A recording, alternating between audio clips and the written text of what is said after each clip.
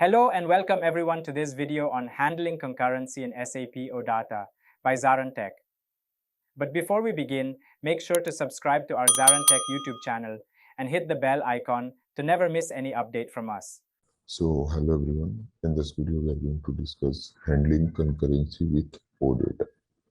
So, handling concurrency in OData service is crucial to ensure data consistency. So, data consistency is very important concept, and for ensuring it, we must use the concept of handling concurrency in OData services and prevent data loss or conflict when multiple users or processes attempt to modify the same resource simultaneously. So what is this concurrency control is doing here? It will prevent the data loss or conflicts when multiple users or processes attempts to modify the same resource simultaneously.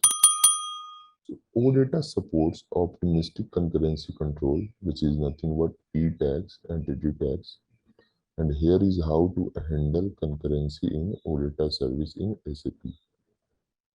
You see, understanding concurrency control is an optimistic concurrency control. It assumes that conflicts are rare and checks for conflicts only when updating data. Then we have got the E tags, so unique identifier assigned to resource representing the version of data. When a resource is updated, its E tag changes. Now, how to implement this concurrency control using E tags? The first is we have got some step-by-step guide which we are required to follow. The first one is define E tags in the data model. So we'll simply go to the ESCGW transaction code. Then you will create your open your OData project and locate and open in your OData project. Then third one is define E tag property in the entity type. In this, the data model define a property that will be used in the E tag. And typically, this is timestamp or a version number. You are required to find this property. You are required to define this property, which will be used as the E tag. And typically, this is a timestamp or version number. And mark this property as an E tag using annotation. So I will mark it. We'll use this annotations here. So in the key value, we have got the property reference. And here we have got the property name type null level is equal to false. Then again version type will be string and null level equal to false.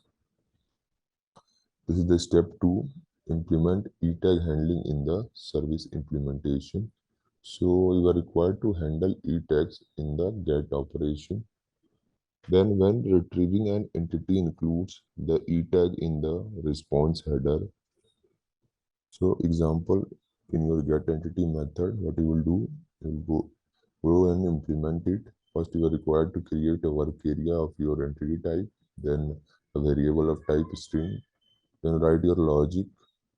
After that, you will store entity's version into this variable lv underscore E tag, and then you will call this method set handler field, and you will pass name and value of the E tag. After that, you will call the copy data to ref to store the value into the ER entity.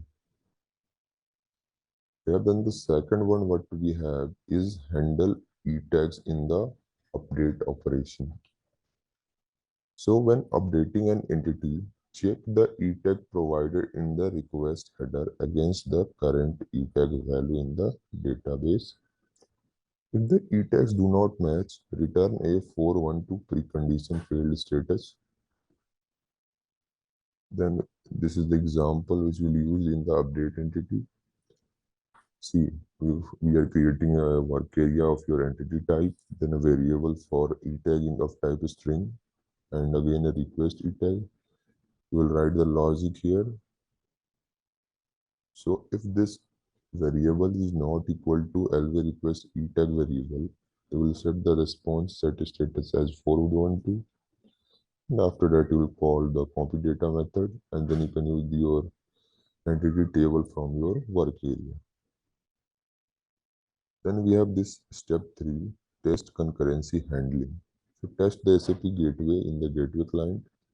Perform get operation to retrieve entities along with their e-tags, and perform update operation with correct and incorrect e-tags to test concurrency handling.